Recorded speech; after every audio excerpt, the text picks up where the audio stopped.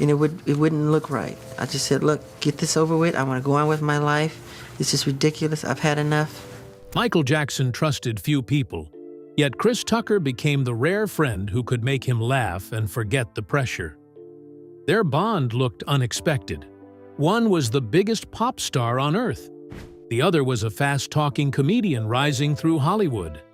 But behind the jokes was something deeper, shaped by loyalty, faith, private struggles, and moments the public rarely saw. Chris was also fighting battles of his own, from risky career choices and money trouble to painful loss. So what brought them together? And what did Chris see in Michael that made him protect their friendship for so long? Join us as we uncover Chris Tucker's rise, private battles, costly controversies, painful losses, and the untold moments that reveal why Michael Jackson trusted him when so few others could. The impressions that started everything.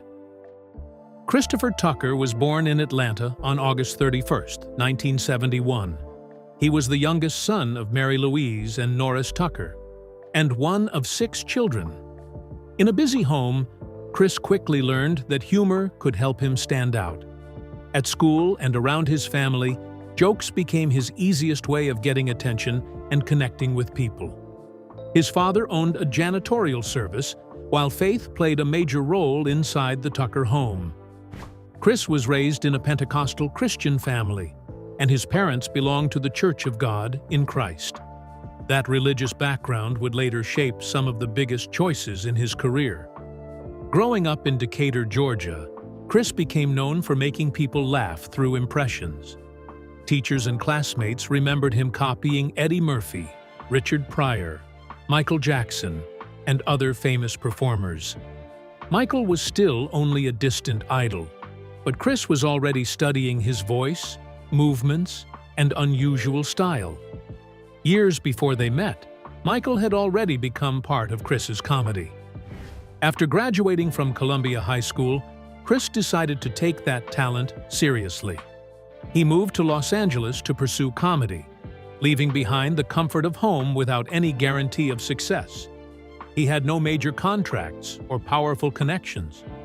What he did have was confidence, fast delivery, strong physical comedy, and a Southern voice that made him instantly recognizable.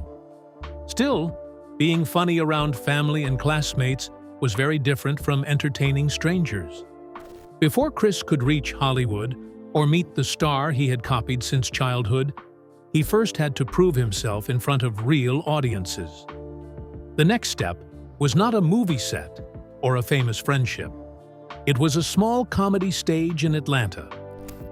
From Empty Pockets to Def Comedy Jam.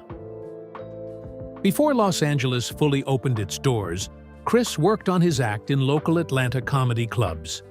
He learned how to read a room, recover when a joke missed, and keep moving before the audience could lose interest. In 1990, he moved west and pushed harder. By 1992, he was appearing often on HBO's Def Comedy Jam, a showcase for bold new comedians. Chris did not look or sound like anyone else. His voice climbed, his body moved with every line, and his stories seemed ready to explode before he even reached the punchline. Film soon followed. He debuted in House Party 3 in 1994. The role was not the biggest part of his career, but it placed him in front of a wider crowd. He also appeared on television in Hangin' with Mr. Cooper, showing that his comedy could work beyond a club stage. Then came Friday in 1995. Playing Smokey beside Ice Cube gave Chris the kind of role that audiences remembered after the movie ended. Smokey talked fast, panicked loudly, and turned trouble into comedy. The part became a major piece of Black popular culture and gave Chris a lasting screen image. That same period showed that he could do more than one kind of movie. He appeared in Panther and Dead Presidents, gaining respect from viewers who had first known him only as a comic. A brief cameo in Tupac Shakur's California Love video added to his growing place in the culture. Success was arriving quickly, but Chris did not want to stay frozen as one character. That choice would later confuse some fans, especially when he refused to return for the Friday sequels. At the time, however, his career was still climbing. Each role was moving him farther from the Atlanta clubs and closer to international fame. The young man who once copied Michael Jackson for Classmates was now becoming famous enough for Michael Jackson to notice him. Yet before that meeting happened, Chris would need one more run of films to prove he could carry chaos, action, and comedy on a much larger scale. How Chris escaped Smokey's shadow. By 1997, Chris was no longer just the funny man people remembered from Friday. He was appearing in much bigger productions.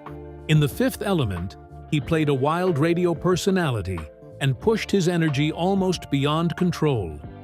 In Money Talks, he took a leading role and worked again with director Brett Ratner.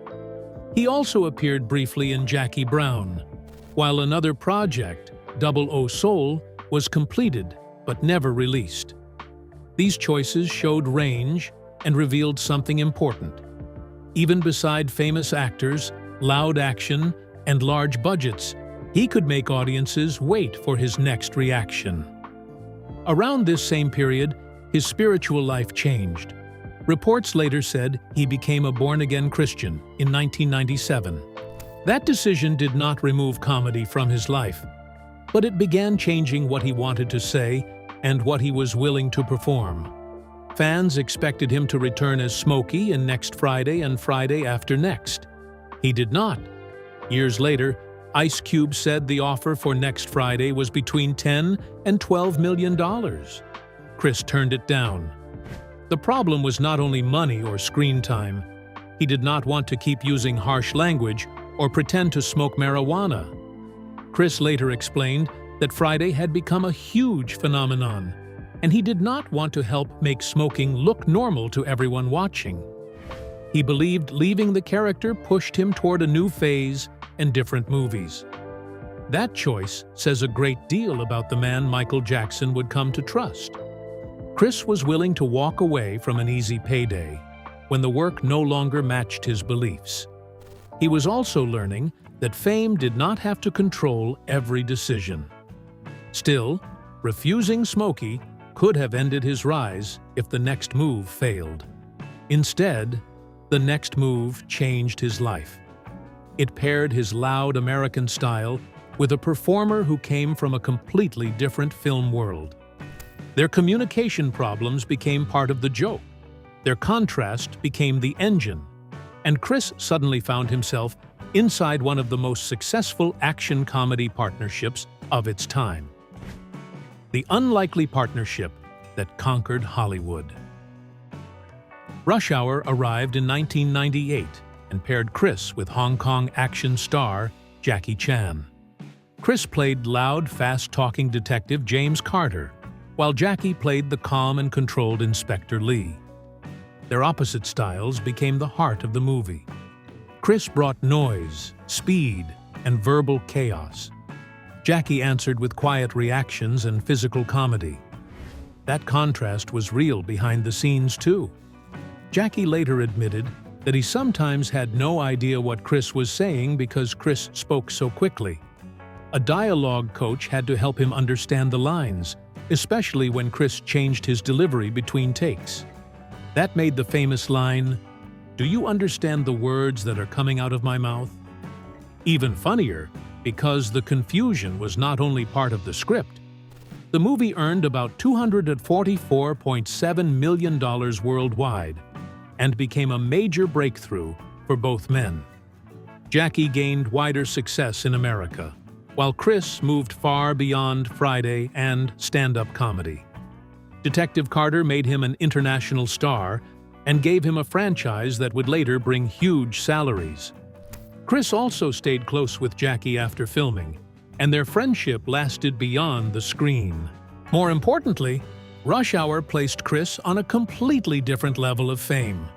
He was no longer just the young comedian who copied Michael Jackson for Classmates or used his dance moves in Friday.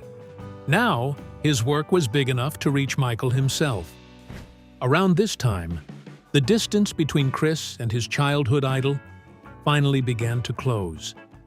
Yet, when the chance to meet Michael came, even all that success could not make Chris act casual. Chris Tucker would do anything to meet Michael. Chris had deeply admired Michael since childhood, but their first meeting was not simple. In a 2023 GQ interview, he described waiting 2 days in New York to meet Michael. Still, no meeting came. Chris finally boarded a private jet back to Los Angeles. When he landed, a message said Michael wanted to see him the next morning. Chris was still on the plane. He offered the captain whatever it took to fly back to New York. That reaction showed he was still a fan, even after his own rise. The exact start of their friendship remains unclear, but they became close sometime between the late 1990s and early 2000s. One account from the 2005 trial said Gavin Arvizo introduced Chris to Michael on a movie set in Las Vegas. However it began, humor quickly removed the distance between them. Chris later said his greatest moment was making Michael laugh without even trying. Michael would hear the way Chris spoke and start laughing because he thought Chris sounded country. Chris had spent years performing Michael's moves for audiences, yet Michael did not treat those impressions as an insult. He enjoyed them, corrected them, and joined the joke. Chris remembered Michael as the nicest guy ever and compared his presence to a modern king. At the same time, Michael could be playful in ways the public rarely saw. He changed Chris's name to Christmas because he thought Tucker sounded like the holiday. Chris did not understand at first. Michael simply told him, "Your name sounds like Christmas. It's beautiful. You should keep it." That strange little nickname captured the tone between them. Michael was not only the guarded superstar seen in headlines, and Chris was not only the screaming detective from Rush Hour. Around each other, they could be silly. Yet the friendship was not built on jokes alone. Michael also pushed Chris professionally. According to Chris, Michael would tell him, "Let's make history. We want to see more of you, Chris. What are you doing?" The fan had finally met his idol. Soon, Michael would invite Chris to make history beside him. The dance mistake that broke Michael Jackson. In 2001, Michael invited Chris into You Rock My World, the lead single from Invincible. Chris even voiced the song's opening, giving it a playful start before Michael began singing. The single was released on August 22nd and reached number 10 on the Billboard Hot 100 through airplay alone. It became Michael's last top 10 American hit during his lifetime, reached number 1 in several countries, and received a Grammy nomination. The video was filmed in Los Angeles and ran for more than 13 minutes, making it feel like a short film. Paul Hunter directed it, with Marlon Brando, Michael Madsen, Billy Drago, and Kashia Dudley also appearing. Michael and Chris played men following a woman into a dangerous club. The night led to dancing, a fight, a fire, and an escape in Chris's lowrider. Michael later admitted that working with Chris was difficult for one reason: he could not stop laughing. When the director called action, Chris improvised, widened his eyes, and made Michael start screamin' laughin'. Their best public joke came during Michael's 30th anniversary concerts at Madison Square Garden in September 2001. You Rock My World was performed live only twice, and during the second concert, Usher and Chris joined Michael. The moment continued a joke from Rush Hour 2. After seeing Chris dance to Don't Stop Till You Get Enough, Michael had called and complained, "You're kicking with the wrong leg. Stop making me look bad." On stage, Michael demonstrated the kick correctly. Chris answered with the wrong leg again. Michael bent down and fell to the floor laughing in front of thousands of people. The performance later appeared in a 2-hour CBS special. Chris also introduced Michael during the celebration, while the video reminded viewers of Smooth Criminal, Bad, and The Way You Make Me Feel. At the 2002 American Music Awards, Michael publicly called him the funniest man alive. The video also won an NAACP Image Award. Yet their friendship made this performance feel less controlled. The crowd saw a funny mistake. Michael saw a friend repeating the exact joke that always got him. Inside Michael and Chris Tucker's strangest adventures. The friendship continued away from directors and planned punchlines. Chris loved spending time at Neverland and would not risk a serious prank. When asked if he played jokes on Michael, he replied that he was afraid Michael might throw him out. The answer was playful, but it also showed how much Chris valued access to Michael's private world. They sometimes went to the movies together, although even that required careful planning. Michael would enter just before the film began, dressed in black and trying not to be noticed.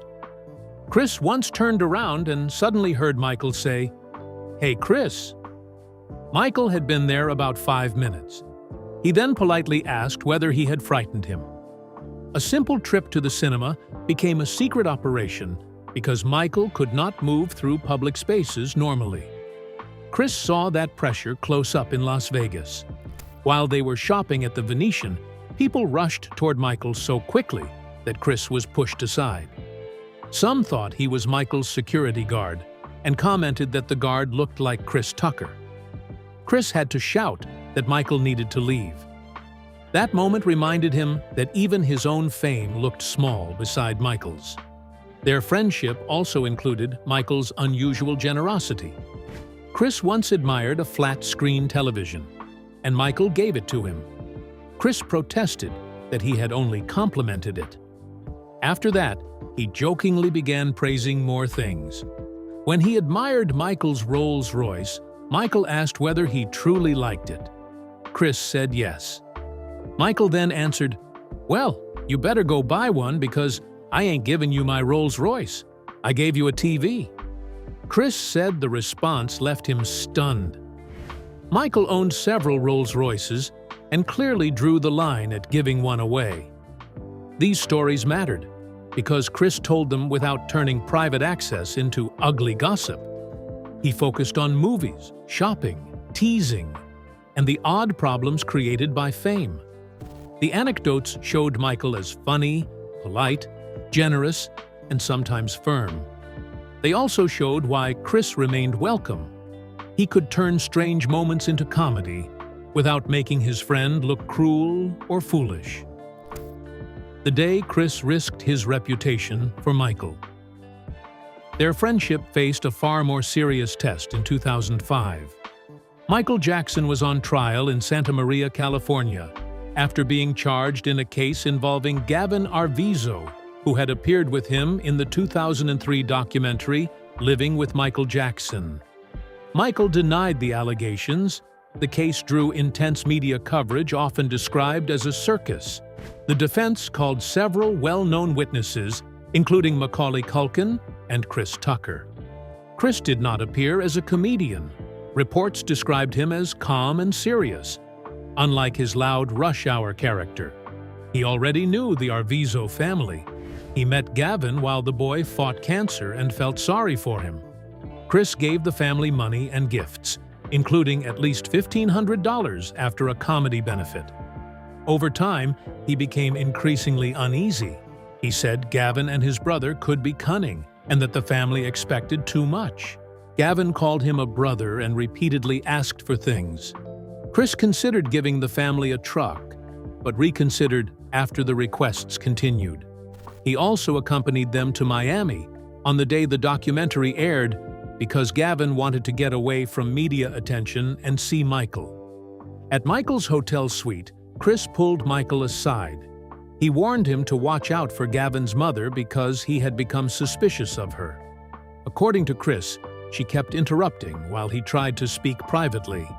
His testimony supported the defense argument that the family had approached celebrities for help and money. Michael's defense lawyer, Thomas Mesereau, later praised Chris and Macaulay for showing up, even though managers, lawyers, and agents reportedly advised them not to get involved. Mesereau said both men answered that Michael needed them and they were going to be there. On June 13, 2005, Michael was acquitted on all counts. Chris's testimony did not explain their entire friendship, but it showed what happened when being Michael's friend carried a real public cost. He could have stayed silent and protected his own image. Instead, he entered the courtroom, shared his direct experience, and proved his loyalty before returning to a career already reaching extraordinary heights. Millions, regret, and the loss that changed everything. That career had already earned Chris a massive $20 million salary for Rush Hour 2 alone. By Rush Hour 3 in 2007, he received $25 million as part of a $40 million two-film deal, plus a reported share of the gross. The pay placed him among Hollywood's highest-paid actors, but the third film left him frustrated. Chris openly said too many people tried to explain to him how he should be funny. Looking back, he complained, "Y'all done messed this whole thing up." Jackie Chan also later said the third film had too much money and too much time, while the first had worked under tighter limits. The sequel earned less praise than the earlier movies, and the series went quiet for years. Chris was announced for Mr. S, a drama about Sinatra's valet, but it was never made. In February 2009, he played in the NBA All-Star Celebrity Game with other famous athletes and entertainers.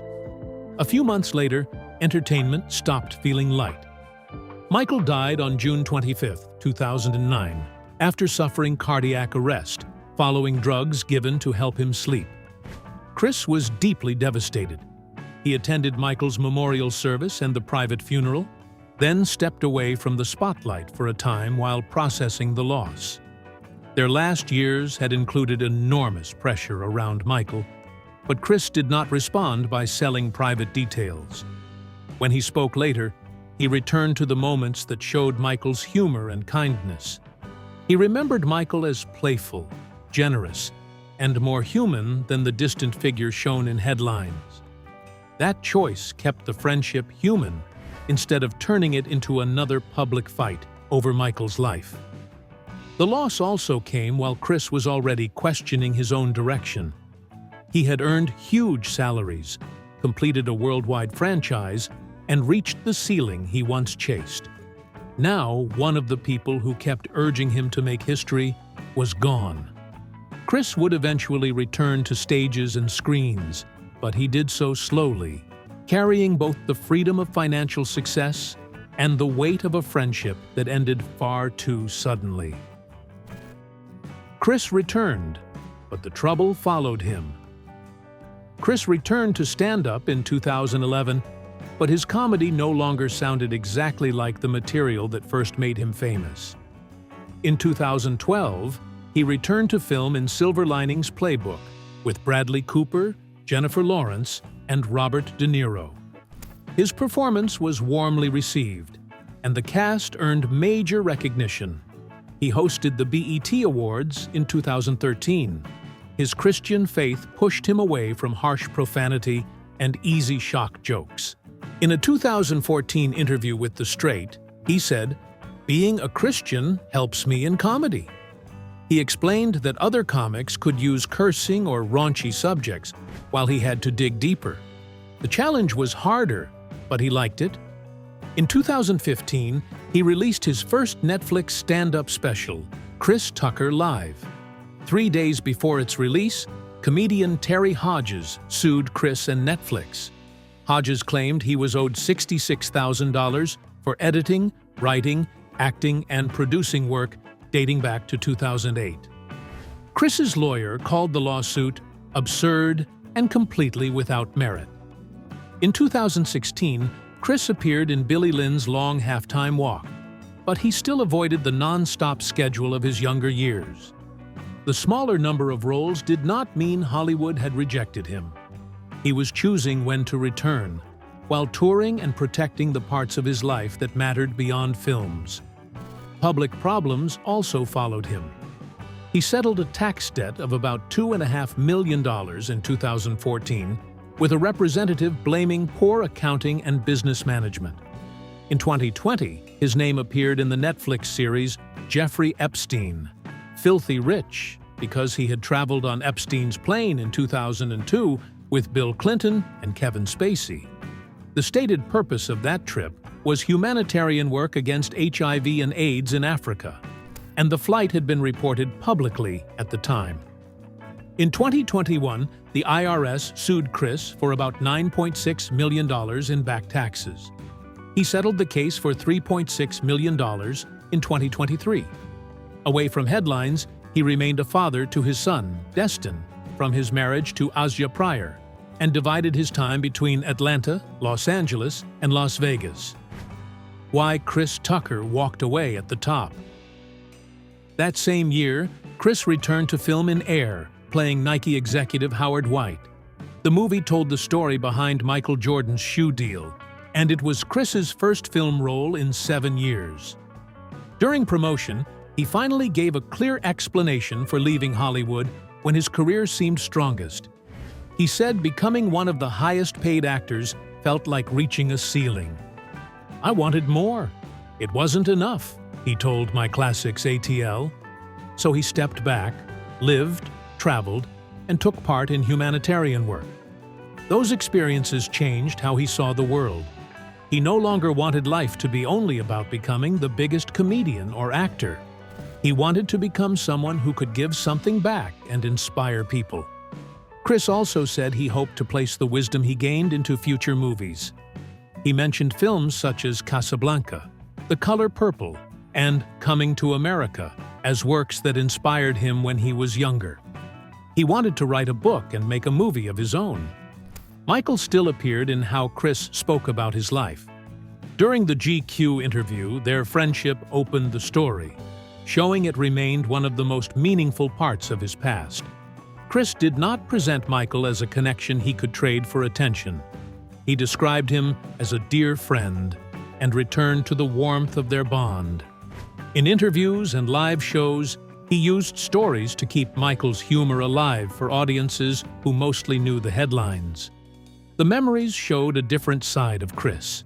Behind the loud voice and fast jokes was someone who took friendship seriously. He could laugh about Michael without making the friendship feel cheap. By 2023, that respect had lasted more than a decade after Michael's death. By the time Air reached audiences, Chris was not attempting to rebuild the exact career he had in 1998. He was returning on his own terms. Air showed the man Chris said he had become: selective, reflective, and less interested in constant fame. But as he moved forward, parts of his past were returning to view. As Rush Hour returned, so did the controversies. By 2025, those older stories and controversies were drawing public attention again. He was confirmed to have appeared in Jeffrey Epstein's personal contact book, which added more public interest to the humanitarian flight from 2002.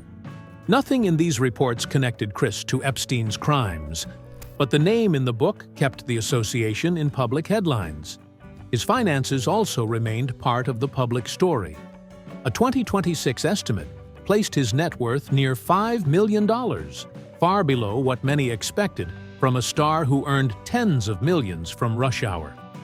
Comedy tours, residual payments, and lifestyle changes were described as helping him remain stable. Meanwhile, Rush Hour 4 returned to the news. Reports said Paramount was moving toward the sequel after President Donald Trump pushed for it in late 2025. However, later coverage described salary talks and delays involving Chris and Jackie Chan, so the project's status remained uncertain. Interest in the sequel showed how strongly audiences still linked the series to Chris and Jackie.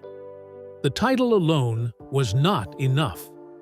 Reports made clear that bringing both original stars back would be central to any return. Decades after their first mismatched partnership, the franchise still depended on the same contrast between Chris's speed and Jackie's controlled style.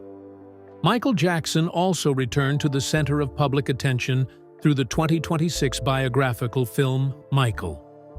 Chris said he had already watched it twice and planned to watch it again. He strongly rejected the poor critical response and sided with the audiences who enjoyed it. In a video shared online, he urged people to support the movie and called Michael, "My boy, MJ." Chris was also still recreating Michael's dance moves at public events. During a golf gathering linked to Michael's 66th birthday, he performed the familiar steps again and shared the moment with fans online. Then he gave the review in the style people expected from him. "It's the best movie I've ever saw after Rush Hour." The line brought his two most famous friendships into the same joke. While Chris was still considering another trip back into Detective Carter's world, do you think Michael trusted Chris most because he could make him laugh? Or because Chris stayed loyal when the pressure became unbearable? And which moment best proved how close they really were? Their private jokes, "You rock my world," or Chris standing beside Michael in court? Share your thoughts in the comments below.